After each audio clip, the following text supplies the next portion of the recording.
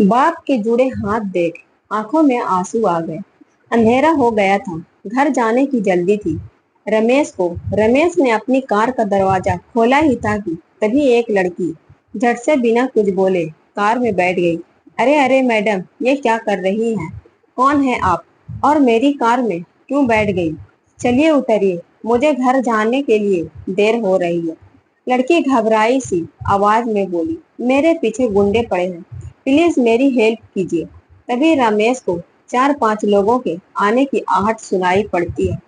रमेश ने कार का शीशा बंद कर दिया, लाइट ऑफ कर दी, सांसें रोके थोड़ी देर तक कार में बैठे रहे। दोनों ऐसा लगा मानो 4-5 लोग किसी को ढूंढ रहे हैं। थोड़ी देर इधर उधर देखने के बाद वे लोग वहां से चले गए। पार्किंग एरिया में सन्नाटा था। रमेश ने कार स्टार्ट की और पार्किंग एरिया से बाहर निकलकर मेन रोड पर आ गया। रमेश ने उस लड़की से पूछा, आपका क्या नाम है? कौन है आप? कहाँ जाना है? वे लड़के कौन थे जो आपके पीछे पड़े थे? उस लड़की ने किसी भी सवाल का जवाब नहीं दिया।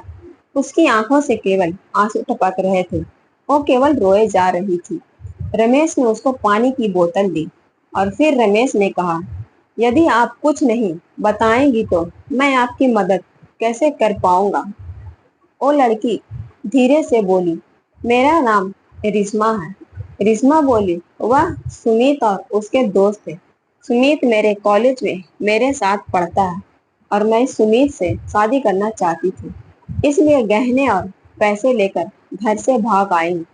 इतना सुनते ही रमेश ने एक झटके से कार रोक दी और रिश्मा को देखने लगा। रिश्मा आगे बोली, जब मैं गहने और पैसे लेकर सुमित के पास पहुंची, सुमित अपने दोस्तों से मोबाइल पर बातें कर रहा था।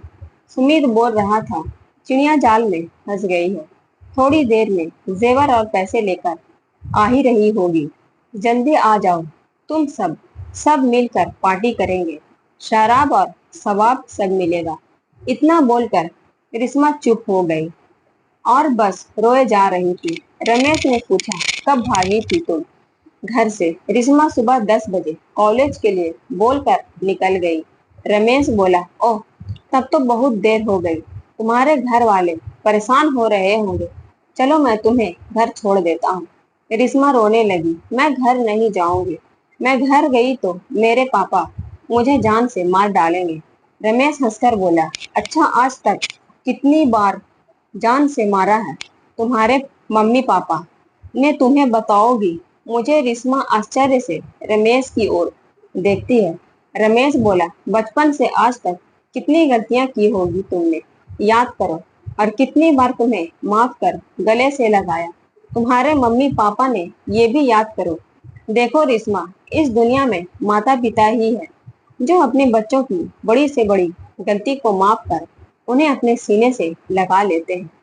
इसलिए तो माँ बाप को भगवान का दूसरा रूप मानते हैं। गलती की है तो गुस्सा करेंगे ही, हो सकता है 2-4 थप्पड़ भी लगा दें, लेकिन जान से मारेंगे ये बात अपने दिमाग से निकाल दो।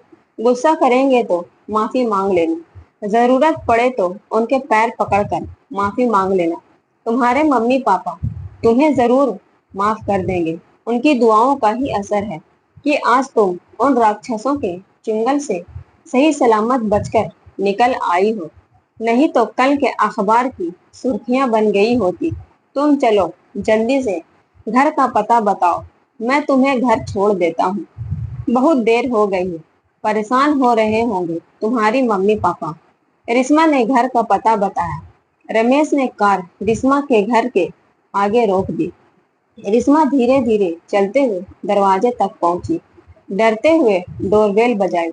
रिश्मा की मम्मी ने दरवाजा खोला। रिश्मा को देखकर गुस्से से बोली, कहाँ गई थी?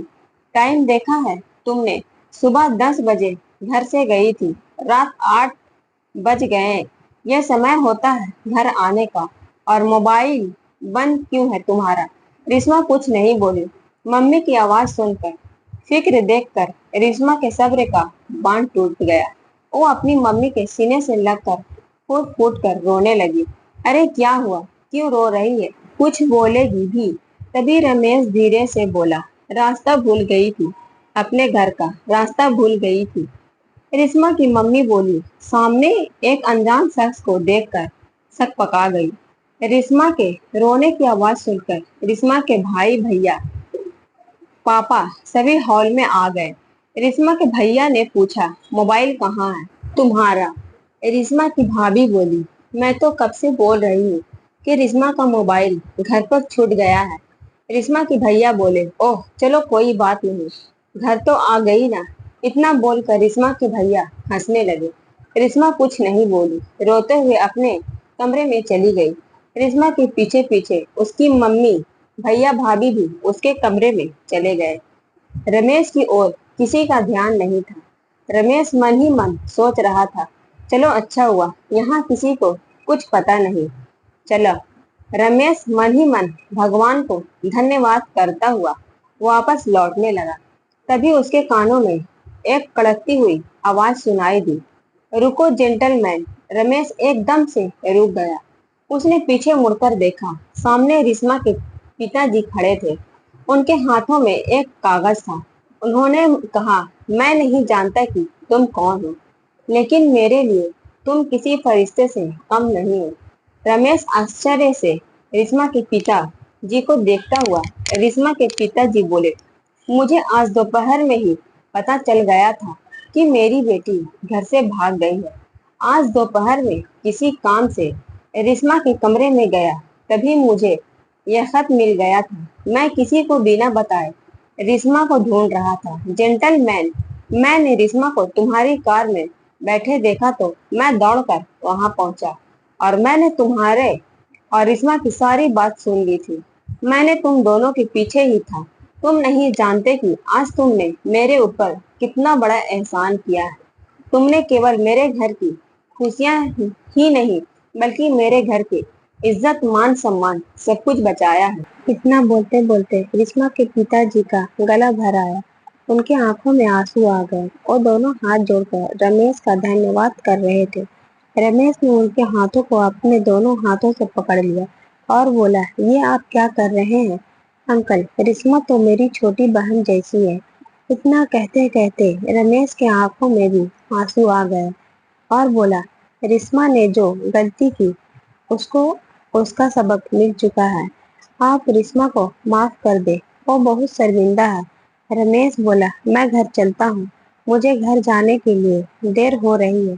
रिस्मा के पापा रमेश को जाता हुआ देखते रहे और सोच रहे थे, अगर सबकी सोच ऐसी हो जाए तो कभी किसी माँ बाप को बेटी के लिए डरने की जरूरत नहीं होगी। हर बेटी का बाप बेफिक्र रहेगा।